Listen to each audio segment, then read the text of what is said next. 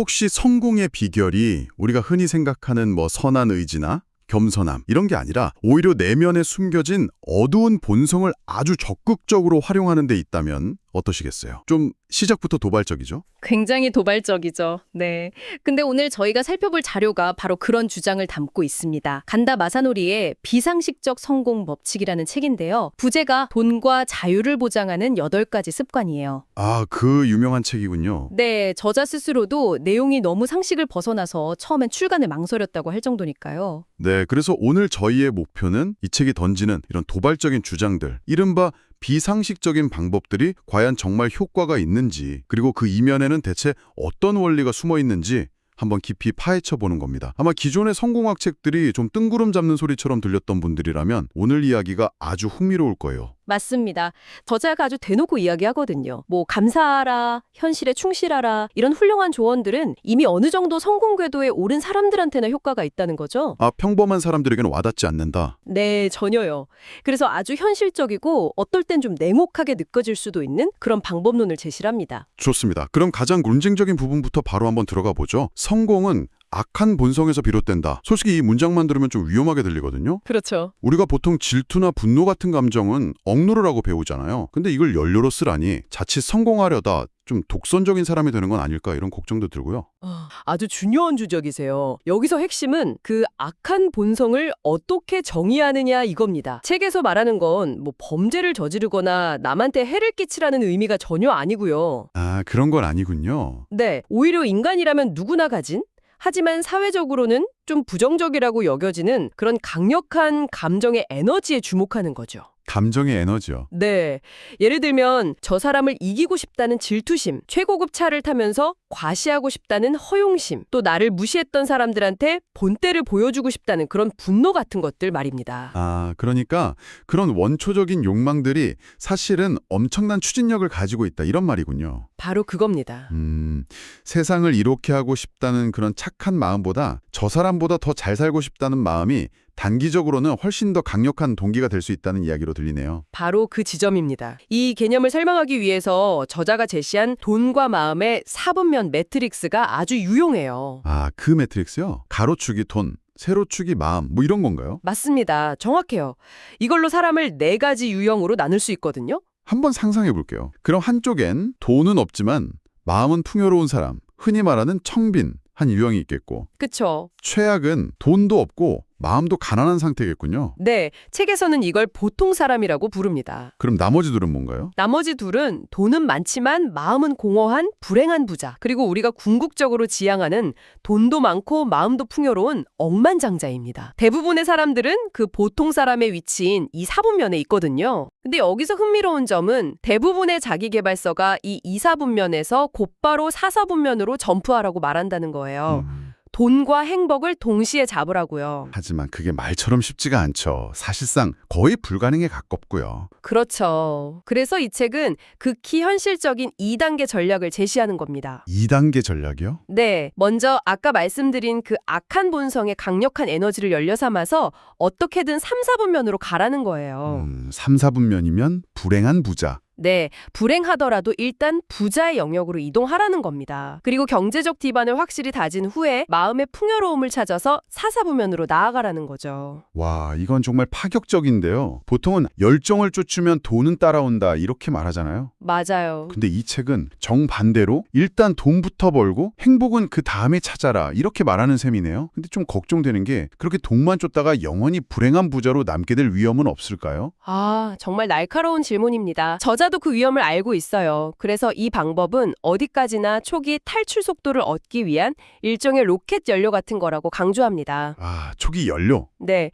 일단 중력권을 벗어나면, 그러니까 경제적 자유를 얻고 나면 그 다음 단계로 넘어갈 새로운 동력이 필요하다는 거죠. 중요한 건 대부분의 사람들이 이륙조차 못하고 있다는 현실을 직시하자는 겁니다. 알겠습니다. 일단 이륙부터 하자. 그럼 이 강력한 로켓 연료를 장착하고 어디로 방향을 잡아야 할까요? 첫 번째 습관도 상식을 완전히 뒤엎더라고요. 하고 싶은 일이 아니라 하기 싫은 것 목록을 만들라고요. 네, 이게 바로 소거법을 통한 목표 설정입니다. 심리적으로 무엇을 하고 싶다는 질문은 굉장히 막연하고 거창하게 느껴질 수 있거든요. 맞아요. 꿈이 뭐예요? 하면 딱 막히죠. 그렇죠. 하지만 당신이 인생에서 없애버리고 싶은 것은 무엇인가? 이 질문은 훨씬 대답하기 쉽고 구체적이죠. 10,000원 지하철 타기 싫다. 상사한테 보고서 때문에 깨지는 거 싫다. 돈 걱정하는 거 싫다. 정말 당장이라도 수십 개는 적을 수 있을 것 같네요. 바로 그겁니다. 저자가 공개한 자신의 목록도 아주 구체적이에요. 재고가 생기는 일은 안 한다. 애프터 서비스가 필요한 상품은 안 판다. 마음에 안 드는 사람과는 거래 안 한다. 와, 정말 구체적이네요. 네, 이런 식으로 하기 싫은 일들을 하나씩 지워나가다 보면 역설적으로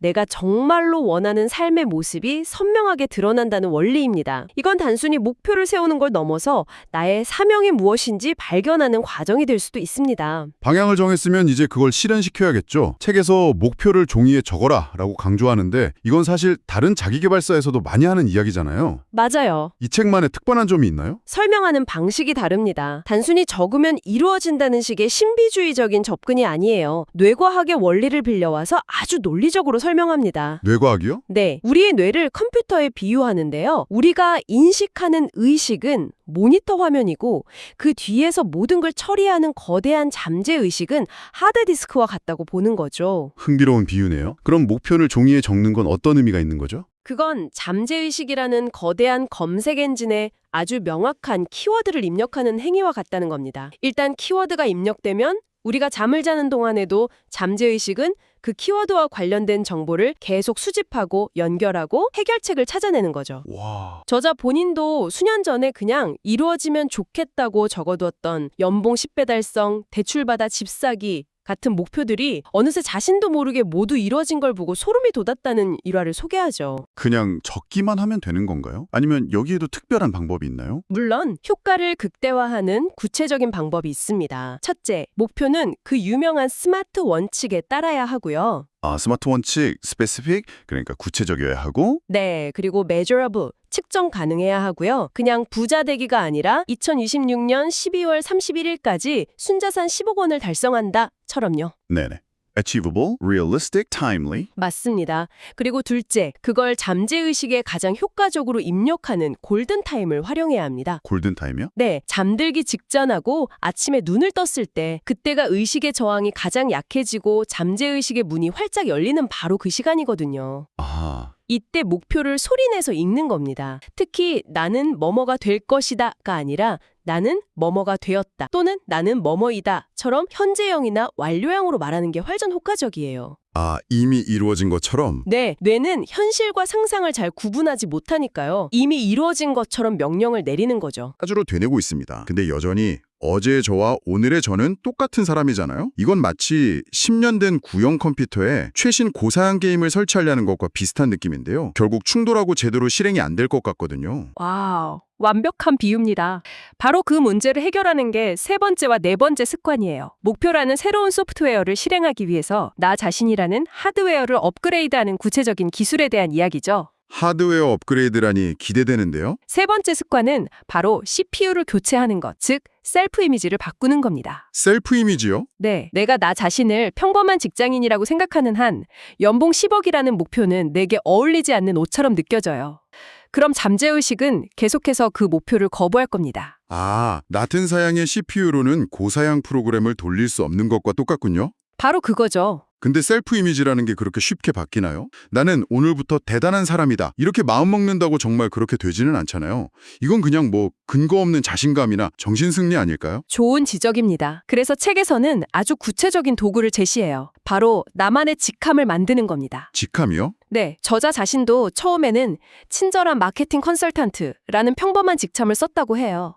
근데 이걸 활력을 불어넣어주는 인류 교사, 영어로는 슈퍼 에너자이징 티처로 바꾼 순간부터 행동과 결과가 달라졌다고 합니다. 와, 고객을 대하는 태도, 강연료, 심지어 걸음걸이까지 바뀌었다는 거죠. 직함 하나 바꿨을 뿐인데 그렇게 큰 차이가 생기는군요. 책에 나오는 채소 장수 사례를 보면 더 명확해져요. 나는 동네에서 채소를 파는 사람이라는 셀프 이미지를 가진 사람은 평생 그 가게에서 채소만 팔겠죠. 그렇죠. 하지만 만약 그가 자신의 셀프 이미지를 제철 유기농 식품을 통해 가족의 건강과 행복을 증진시키는 푸드 프로모터로 바꾼다면 어떻게 될까요? 와, 시야가 완전히 달라지겠네요. 단순히 물건을 파는 게 아니라 가족의 행복이라는 가치를 파는 사람이 되는 거니까요. 그럼 뭐 전국 단위의 구독 서비스를 한다거나 아이들을 위한 식습관 교육 프로그램을 기획한다거나 사업이 차원이 달라지겠어요. 바로 그겁니다. 셀프 이미지가 행동을 바꾸고 행동이 결과를 바꾸는 거죠. 이렇게 CPU를 업그레이드 했다면 이제 네 번째 습관을 통해서 양질의 데이터를 입력해야 합니다. 아, 데이터. 네, 즉 정보 수집 방식을 바꾸는 겁니다. 성공한 사람들이 엄청난 독서광이라는 건 잘 알려진 사실이죠. 근데 바쁜 현대인에게 책 읽을 시간을 내는 것 자체가 사실 큰 숙제잖아요. 그렇죠. 그래서 이 책은 여기서도 비상식적인 두 가지 정보 수집 기술을 제안합니다. 첫 번째는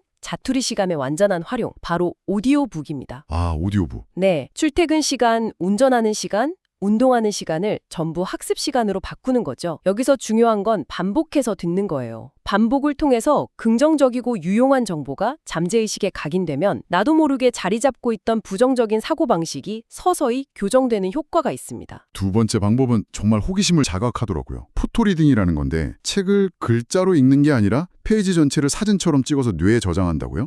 솔직히 이건 좀 뭐랄까 과학적으로 가능한 이야기인가요? 네, 그 지적이 정확합니다. 그 부분에 대해 명확히 할 필요가 있어요. 포토리딩은 굉장히 논쟁적인 기법 맞습니다. 전통적인 독서법과는 완전히 다르죠. 한 글자 한 글자 순서대로 읽어서 이해하는 좌뇌 중심의 방식이 아니거든요. 그럼 어떤 방식이죠? 페이지 전체를 하나의 이미지로 인식해서 패턴과 핵심 아이디어를 잠재의식, 즉 우뇌에 직접 입력한다는 이론이에요. 아, 그러니까 책의 모든 내용을 토시 하나 안 틀리고 외우는 그런 개념은 아니군요. 그렇습니다. 과학적 근거에 대해서는 여전히 논쟁이 많아요. 하지만 이 기법의 지지자들은 수많은 자료의 핵심 요지를 빠르게 파악하거나 특정 정보가 어디쯤 있는지 직관적으로 찾아내는 데에는 매우 강력한 도구가 될 수 있다고 주장합니다. 아, 심층적인 이해를 위한 정독과는 목적이 좀 다른 거군요. 네, 방대한 정보를 빠르게 훑기 위한 기술로 보는 게 맞습니다. 바쁜 학습자에게는 충분히 매력적인 대안이 될 수 있죠. 오늘 정말 흥미로운 이야기의 연속이네요. 한번 정리해보면 내면의 원초적 욕망을 로켓 연료로 삼고 하기 싫은 일을 버려서 명확한 방향을 설정한 뒤에 그 목표를 뇌에 각인시키고 마지막으로 셀프 이미지와 정보 수집 방식을 바꿔서 나 자신이라는 하드웨어를 통째로 업그레이드하는 과정이군요. 맞습니다. 저자는 이렇게 말합니다. 대부분의 사람들이 성공하지 못하는 이유는 방법이 너무 어려워서가 아니라 오히려 이 방법들이 너무 쉬워 보여서 그리고 상식적이지 않아서 시도조차 하지 않기 때문이라고요. 아마 오늘 들으신 내용 중 몇 가지는 좀 반신반의하는 마음이 드실 수도 있습니다. 하지만 중요한 건 이 중에서 단 하나라도 송구면 셈치고 직접 실행해보는 것이 아닐까요? 좋습니다. 그럼 마지막으로 여러분이 직접 이 비상식적인 사고를 적용해 볼 만한 질문 하나를 던지면서 마무리하겠습니다. 책에 보면 저자가 젊은 시절에 세계적인 백만장자 작가인 로버트 앨런에게 다짜고짜 찾아가서 당신에게 또 다른 수입원을 만들어줄 계획이 있습니다. 라고 제안을 했대요. 네, 그래서 만남이 성사됐죠. 정말 대담하죠? 오늘 나눈 이야기를 바탕으로 여러분의 셀프 이미지를 슈퍼 555로 한번 멋지게 업그레이드 했다고 상상해 보시면 어떨까요? 좋습니다. 그 상태에서 이 질문에 한번 답해보는 거죠. 지금 당장 내가 가장 존경하는 그 사람에게 무언가를 부탁하는 것이 아니라 오히려 내가 그 사람을 도울 수 있는 단 한 문장의 비상식적인 제안을 한다면 그것은 무엇일까요?